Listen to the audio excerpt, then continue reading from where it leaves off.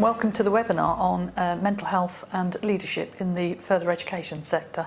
My name is Kathryn James and I am a consultant, freelance consultant, but with a long history of working within the sector, particularly on mental health. And I'd like to introduce Dame Ruth Silver, who has agreed to come and talk to us today. Who would like to introduce yourself? Sure, I'm Ruth Silver and I'm the President of the Further Education Trust for Leadership. But prior to that I was a long-term principal in an inner city college in difficult areas. So, but originally my training was as a clinical psychologist. So you've brought me back to my roots, Kathryn. Thank you very much. Excellent. Well, really pleased to have you here, Ruth. And I just was going to kick off this interview because when we agreed to do this and we kind of bonded over that expression that mental health is everything and everywhere, you very kindly wrote a blog that was posted in FE Week, and I was very taken by that. And I think there was one bit that you talk about the learning environment, you talk about the kind of context that we find ourselves now in the sector, about the kind of turbulence, the change, etc., and how that is very difficult in terms of ethical thinking. And I guess my first question is, do you think we see enough ethical thinking and leadership in the sector? Well, I think it's very hard to tell. I mean, if you're talking about the sector, you have to locate that in the system. And of course, changes in schools and universities have grave impacts, I think, sometimes to some of our colleges. Let me put it this way, I don't see unethical thinking. In fact, my query would be there's not enough thinking at all, and really why the Further Education Trust for Leadership was set up was so that we could fill that space.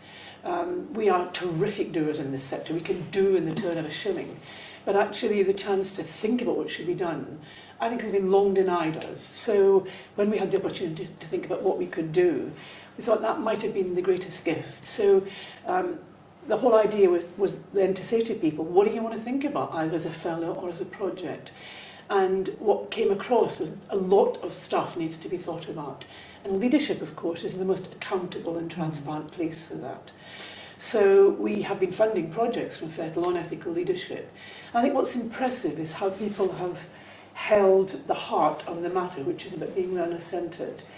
But I don't see a conversation in the sector itself. I see them in institutions. People saying, how do we do this? And our research shows that actually that's still going on. But it needs to be a wider discussion. And if I have any regrets, it's very clearly that actually there's no voice from governors. So I hear principals and the staff and the unions and the student voice very clearly saying, hey, this is a bit much and we don't have enough time for all the things we have to do.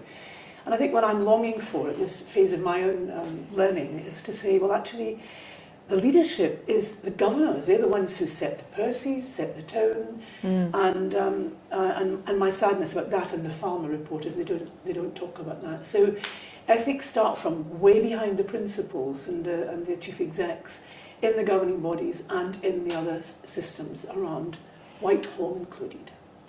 Okay. I think that's a really interesting thing about the doing, because my reflection of all these years in the sector is that when it comes to mental health, we're doing all the time, and we think about it in terms of doing additional support and doing referring, etc. And it's very kind of prone to the kind of shifts in policy or what's flavour of the month, and we're not basing it in that thinking. Yeah. And I don't know if you'd agree with that in terms of that how do we shift that thinking? I do agree with that, and I think one of the hopes we had in setting up FETL was that if we could just give people time to think ahead. Some good reports, the Social Market Foundation has given 10 scenarios to say, well, think ahead and these things could be happening. But it is this terrible rush, and I think the terrible disregard for the disruption in people's lives, because you have to change the plans that you had. We write strategic plans, but halfway through priorities change or budgets change and so on. And actually, the thing I'm proudest of is kind of the athleticism of college leadership and college colleagues in turning around and saying, okay, we can do it this way. But something needs to hold more strongly, I think, than is being held at the moment, from the distress I see. Some of the best colleagues leaving because they just can't bear anymore to disappoint students or disappoint themselves. And great colleagues staying, saying, well, we won't be pushed off course because of these changes.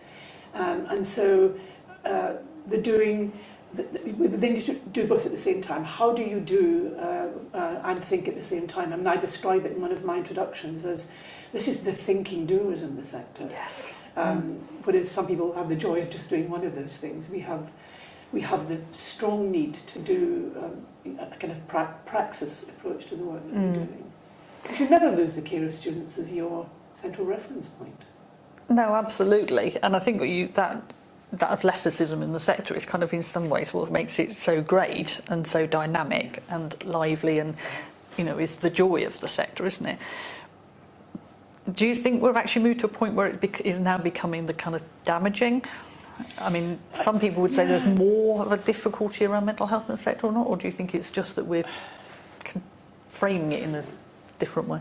I have a wee query with the phrase mental health, and I'm much more content with the phrase mental well-being, because health takes you into clinical matters, and I can talk about what's needed for that, but actually in terms of mental well-being is really where the pressure hits. So you're still doing the job, but you're tired and you're not quite as pleasant maybe as you used to be.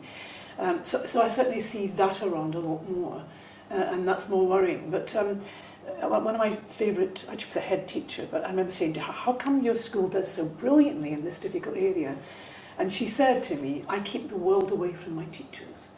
And actually there's something really wise about that. So do you have enough around you to honour the teaching, learning space, but actually still handle the world? And it's that kind of sense of circles that take the impact in different ways. And how do we build space in that for people to do and to think and to feed back while staying strongly what they are? Now, somebody else said to me recently, the sector's hitting a stable point. Apprenticeships really stabilise everything. And I thought, yeah, but actually that doesn't talk about the learning. I mean, I understand from the reading and conversations I have that the numbers are different and the funding's not quite what was promised. And my sense is it was ever thus. And there's something about anticipating, wondering what behaviour means. We should anticipate Whitehall's behaviour because it doesn't change much. And it needs to. But it's very, when you're saying that, somebody's saying it's stable and it's all about apprenticeships and things like that, if you kind of take it back to the learner and the learner experience, one of the things that I think is becoming quite evident is where we had kind of been thinking about the mental health of full-time students or mental well-being, we're not actually extending that into apprenticeships. So we don't shift it to think about all learners. We don't think about it in terms of that. We're always chasing the policy rather than thinking about what is grounded, which I think is what you're saying, is we need a space.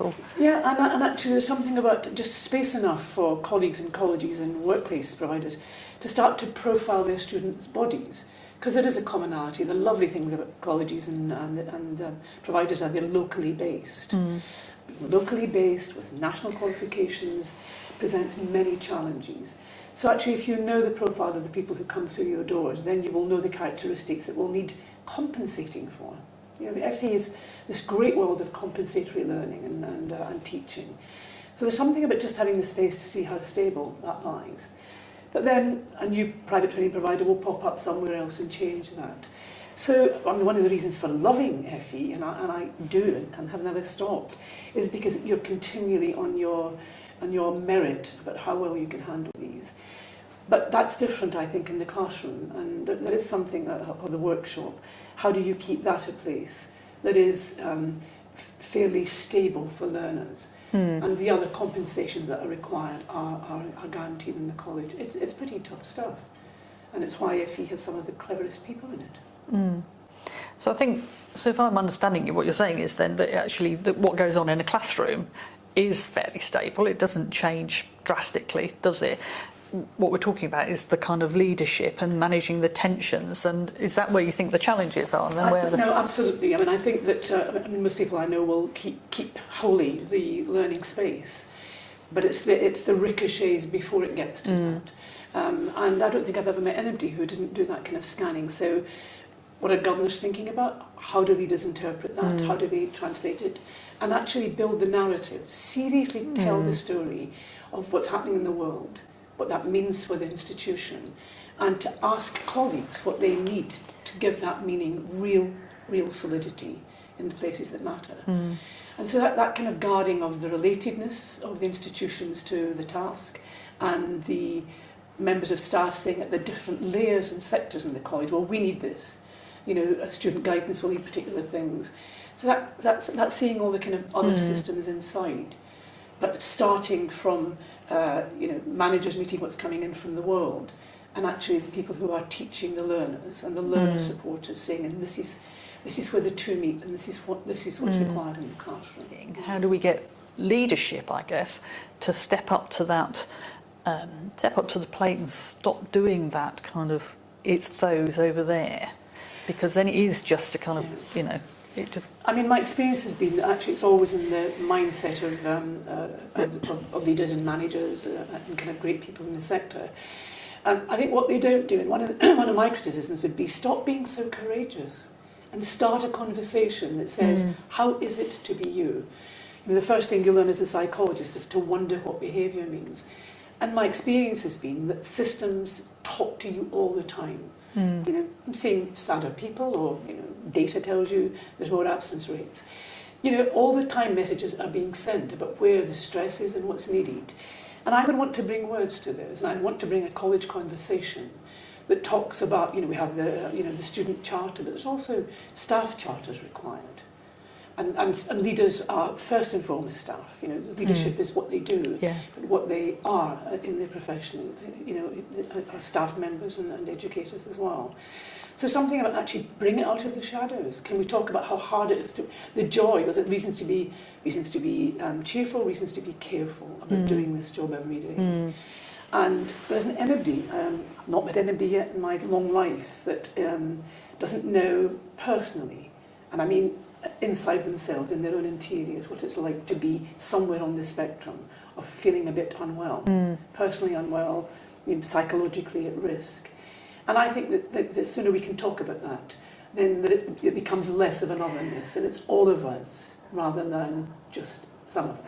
So what you're saying is, in some sense, having a leadership that owns vulnerability. Vulnerability around your own personal well-being, but also vulnerability about what you don't know, that we don't have enough of. I remember a long time ago, I mean, I used to try to say to new colleagues, this is what makes me happy, this is what makes me angry. And I felt I owed them that declaration, because it's me, I'm accountable to them. Not to say, don't make me angry, don't make me happy, but it's to say, hey, I'm human too, and this is where you take me to the edge of my belief in myself and my hope for the organisation. I've seen that. I mean, the Farmer and Stevenson report that's just come out have given us a fabulous framework, except for the absence of mention of governance. They've given us a fabulous framework for thinking institutionally. And I think that, and there's a request in that the Prime Minister holds the public sector to account. Now that's a fabulous legitimisation of walking like a human being and running an organisation. So we have a sector which is almost exclusively, leadership is very white, it's still predominantly male.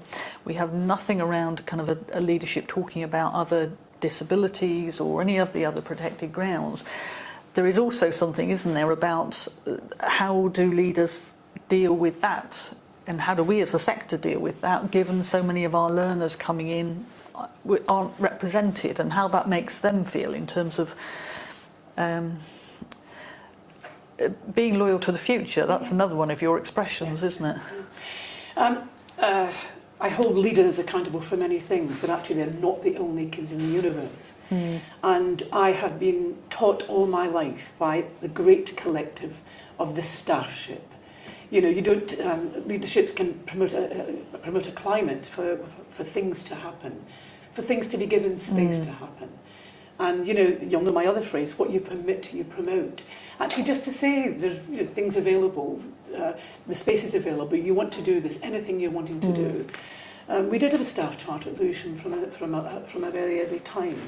So to be promoting of their own authority as colleagues, and saying, well, get together, tell me what you want. I've become quite allergic these days to these kind of lectures on what should be done. But actually to say to people, look, we've got a problem with this, go away and come and tell me the kind of things that would help. Mobilising authority and everybody who works there feels very crucial to me to be regarded. To realising actually mobilising the staff voice has long been a campaign for me. And there's lots of things that nourish staff, that don't cost anything. You know, local people coming in and talking, listening posts for change, saying, come and tell us about the world. Actually, my experience has been people thrive in that. And so the sector is, as you describe it, pretty stereotypical at the moment. But underneath the stereotypical race, gender, and so on of the leaders, there are very diverse bodies in there who have different views that need to be encouraged and spoken and so on. So I'm thinking, deep dive into the organisation. There's wisdom galore in there. And if the space is given for that to be excavated, then I think you've got a different kind of sense of well-being in the organisation. And well-being means, actually, this is hard, but it's worth it. It doesn't mean that it's perfect or it's going to be easier for me. Yeah. So hard work that's valued, I think, is a great currency and respect for our colleagues. Often in the sector, and we have that, leadership and authority at all levels, and we have some, like you say, really brilliant staff working with a whole range of learners, whatever their experience. And actually, there's a kind of another complexity to this, isn't there? Is that often they have to work in partnership with external organisations, of which obviously health services, third sector, who come with a whole range of other complexities themselves and things like that. And that's another layer, isn't it, to that kind of complexity that we're talking about, really. And again, we've had a chance to look into that in some of the FETL fellowships and projects. But I'm in a different space with that, so I don't know if this makes sense to you. Let me try it out. I have noticed in this place, so I'm surfing around the whole of the sector in different places, is I think we've moved to this kind of post-institutional world.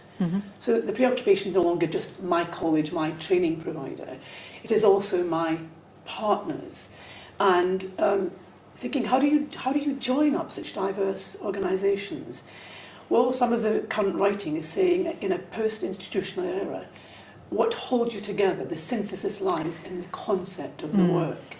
And I think that that's really important. And I've had many very scalding experiences in partnerships where we fought to look after our own bit of that, our own terrain.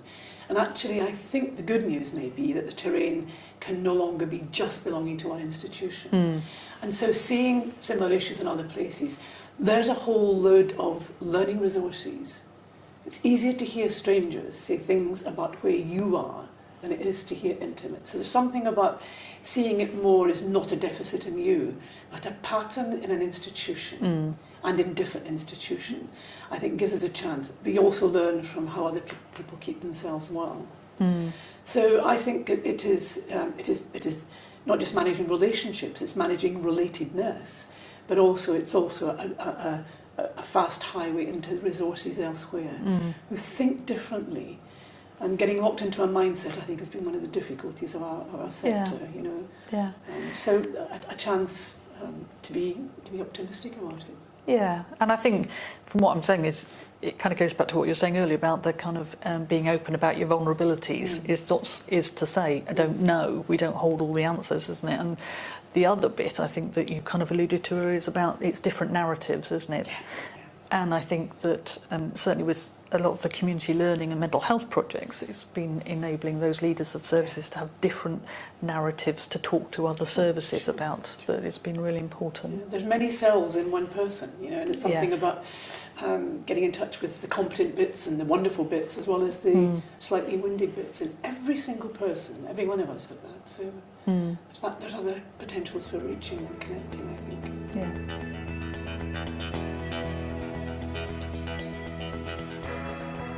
I can see a question from Dragona, which says that a lot of the current FETL projects focus on the skills agenda, and she wonders if there'll be any widening of the focus onto the wider impacts of learning, including health and well-being. But we've actually done quite a lot on that, so if I can just remind people that the Working Well project was exactly on that. It was bringing psychoanalysis into leadership and trying to see what happened then.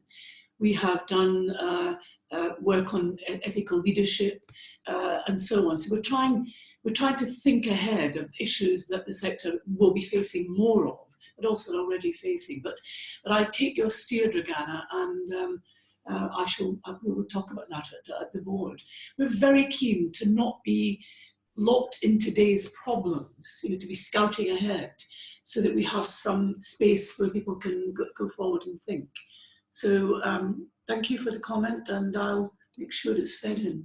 Okay, so Jill has said good afternoon, and I'm interested in colleagues' ideas about how to create thinking organisations. Don't know how. Well, I think it's just the easiest thing in the world. There's so many things to think about, and in a place of very bright people with great questions, I think it's not impossible. The issue is about space, isn't it? And actually using the spaces in between the formal work of the college, getting people to run their own learning exchange, just kind of legitimising learning for staff and thinking for staff. It also has to be paid attention to, so there's no point saying, let me know what you're thinking, and then not doing something. So there's something about working out with colleagues what would help them to do that. What kind of things do you need to feed your brains?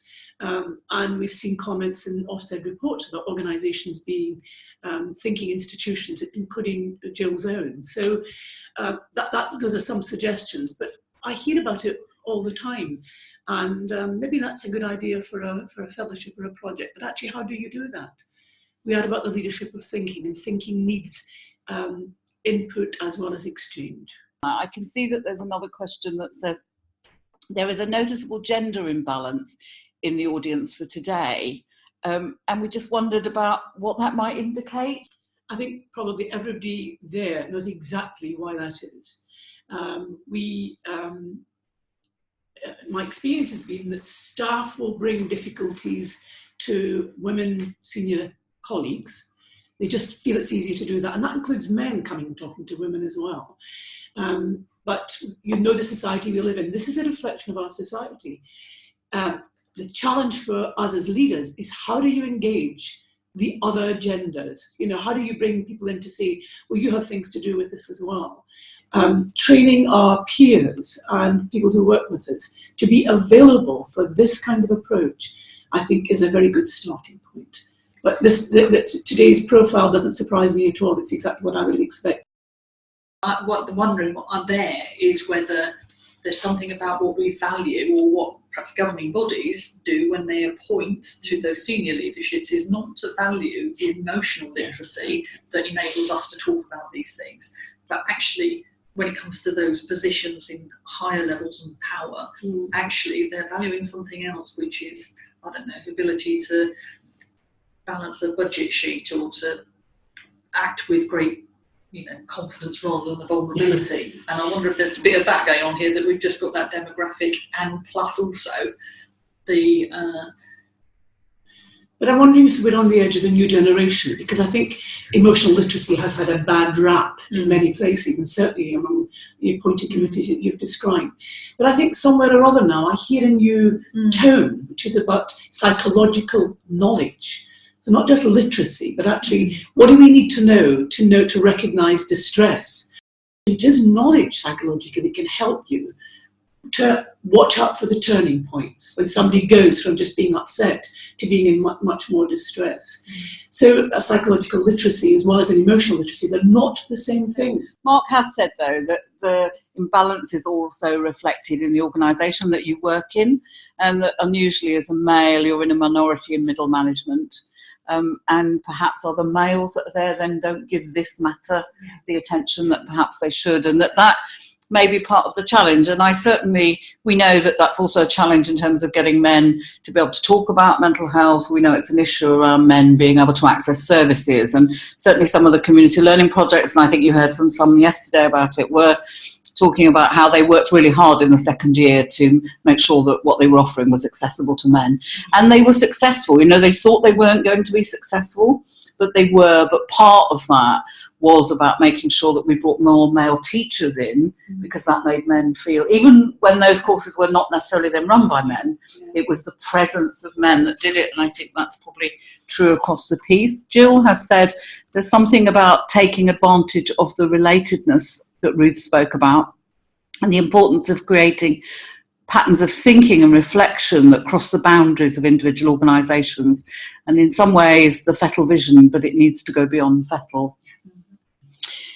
There's a comment from Eunice that says, I think the gender imbalance will always be in existence. However, it's a shame that men might not find these forums helpful.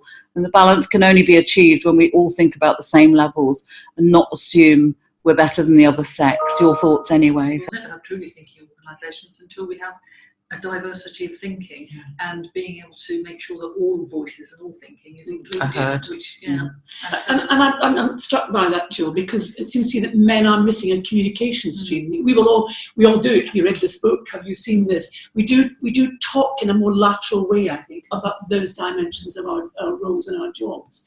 And it makes me sad, actually. We don't say to nice colleague fellows, actually, there is this going on. So to kind of not just take it to our sisters, but to take it to other people as well. And it's important. I think the kind of equalities leadership in me makes me wonder that as generations change, we might see gender fluidity brings a change in the sector. And we are seeing some of those occupational stereotypes breaking down. In fact, that's a big commitment of our sector, isn't it, to try and break those down, whether it's apprenticeships or other areas. So maybe it's a bit like we had to do to get men to come to the community learning courses. Maybe we do really have to work hard at putting our own house in order around that, and maybe mental health is one of those places in which to do it, because it most definitely in different ways at different times affects different people as our society changes.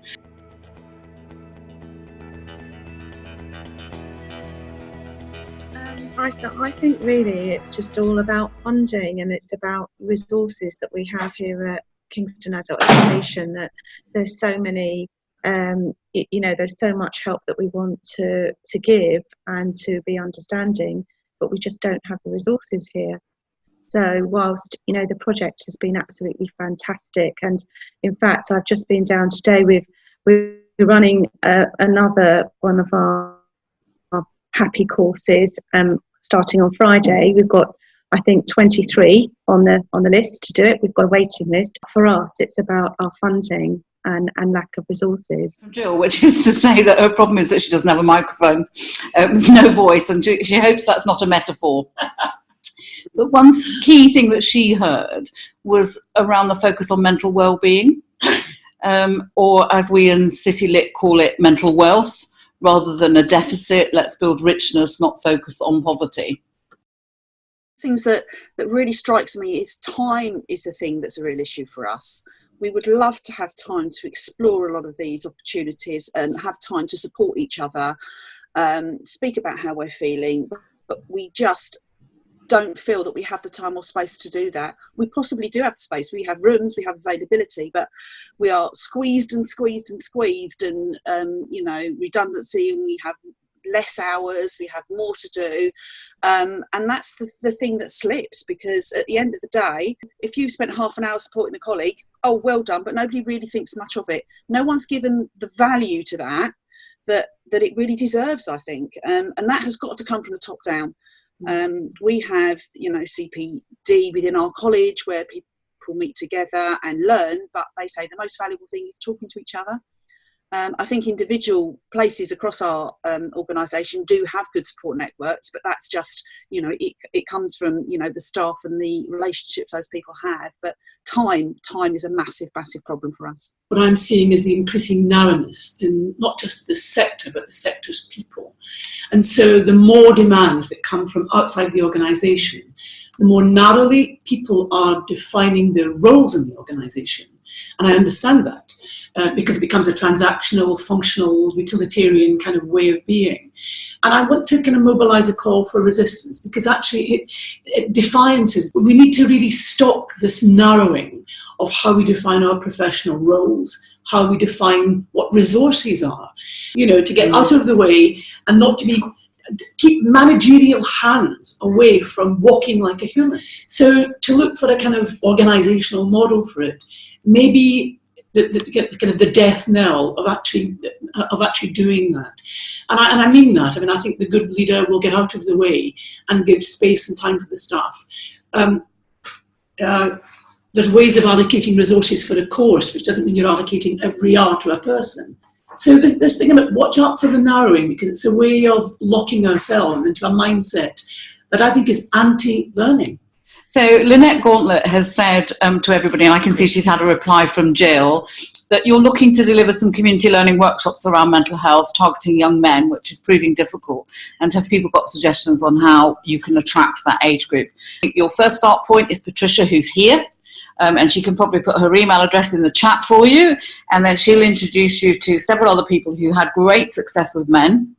And one of the videos that's in the YouTube, the MHFE YouTube, includes some men who may be a little bit older than that, but includes some role models that people might find very useful, including Danny Sutherland, who was an England rugby captain, and he was part of the project in Knowsley. And I would suggest that Knowsley was one of the areas that had a great deal of success in working out how to work with men and get them to engage in learning. But many of the other projects have had really, I think, surprise themselves successes. And I know that Tracy would say things to you like some of it's been around the subjects and things they've done. Jill has said here that they have a slightly different issue in that they do a lot of work with organisations working with recovery from drug and alcohol abuse. Mental illness is obviously often linked to that as a dual diagnosis, and that work largely attracts young men. So actually reaching out to those organisations. And I think what you might see, because we've recently seen it with members of the royal family talking about their mental health, I think you might find that you get a kind of, better reception than you may have been expecting.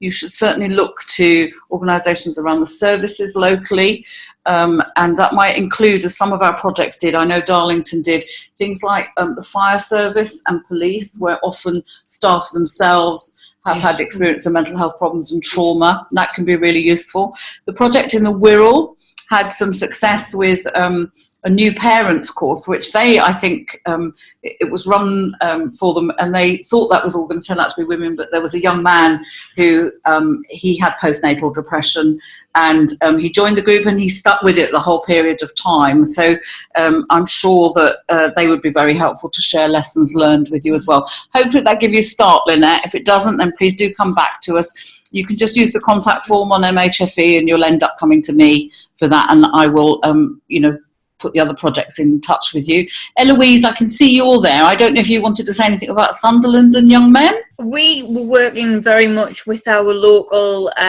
sort of VCS network and trying to just put things on that would attract men, and we did have some success with that.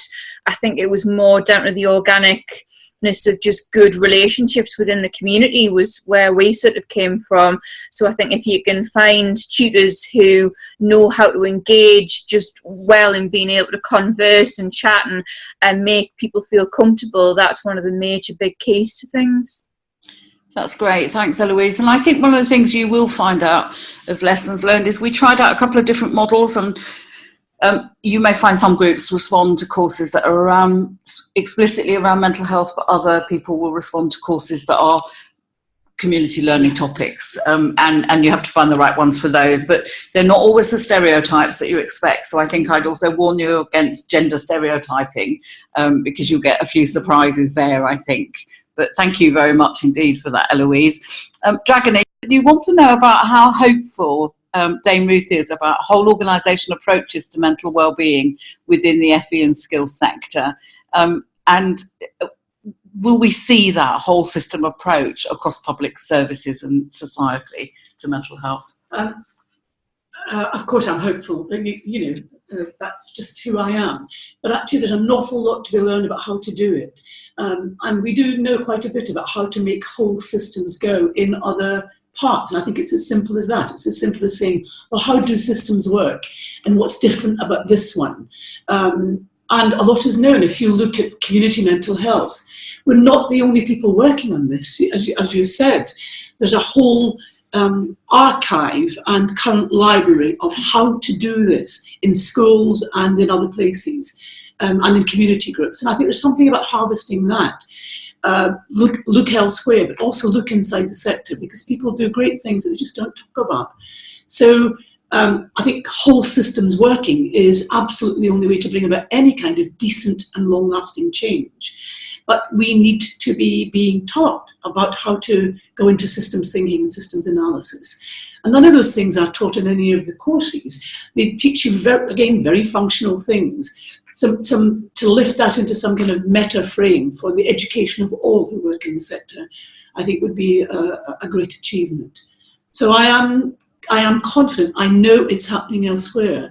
I was the chair of the Working Men's College in Camden, and it was always an issue for us, but it wasn't labelled as the issue. Learning was the labelling. And I worked in a community college. You guys taught me all I know about how to maintain the dignity of the presenting request while also packing behind that other things that are needed. That's great. And Dragna, I think that probably answers your next point, which was you kind of said, has it been a matter of a few committed and passionate leaders setting the pace and continuing to build all of our resilience and considering what a revolution is maybe ahead of us if we're going to tackle this, and what would it really take to start to make the much broader change across those systems? Am I the only one who's ever been sent away by, in London, I'm in London, a security guard who would say, walk away, principal, I can handle this. You know, that kind of wisdom we're talking about is not dependent on your geographical location in the organisation. Or your profession. And actually, it was the best thing I ever learned. Okay, so I'm going to draw this to a close in a minute. I've got a final question here, which I don't know if Kathryn wants to ask. My question is, and just to end that, is what are we going to do to make sure that it leaves a legacy on kind of mental health and wellbeing in the sector? Well, as I said, we already have quite a few reports that walk towards that direction. Let me start by saying that on March the 16th, I think it is, but watch the website. We are going to have our next annual lecture on whistleblowing and the loss of the good self. And that absolutely takes a psychological and well-being dimension to that. And I think that launches, for me, some of the further investigations, projects, work to be sponsored by FETL. FETL has given itself 7 years to make a difference. We were kind of illegitimate because actually when ELSIS was being closed down, there was then no successor body. It's the first time that happened. And we were the last improvement body. So we had the gift of a space to think about what else could we become, having paid all our bills and taken the best care we could of colleagues who worked at ELSIS. And so this notion of an independent think tank, we don't have an agenda. FETL doesn't have an agenda, but we ask people what their agenda is. And so they come forward with ideas for fellowships, for projects and so on. So I think it's to really luxuriate in that that openness to saying to people, that's what you want to be thinking about. Come and talk to us, make approaches to us. The next couple of years, I think, belongs to that response. We have never imposed an agenda from FETL. We don't want to do that. Everybody else can get on with doing that. The idea, of course, is it will leave an archive of all the work of all the colleagues who said, I want to think about this or that dimension. We want to think about what students need, mobilising the voice of students who aren't here yet. Very interesting topics. So again, to take the space to say, come on people, there's a couple more years for you to tell us what you are preoccupied by, so that we can get ahead of the problem and to see what happens when freedom is deployed. That's all we have. We are a time bank, really. I have made some mistakes about how much time people would be allowed to have, and Joe was much more correct about that. But actually take the time when it's available, because it will stop unless some other brave improvement body starts to realise that you don't have to tell people what to do. You can ask them what it is they're interested in and how they want to do that. So it's been a great privilege, I think, for the board of FETL and colleagues who want to talk to us and work with us, to see what your preoccupations are, not what the agenda of other people being imposed is. And I think there's good reason to be proud.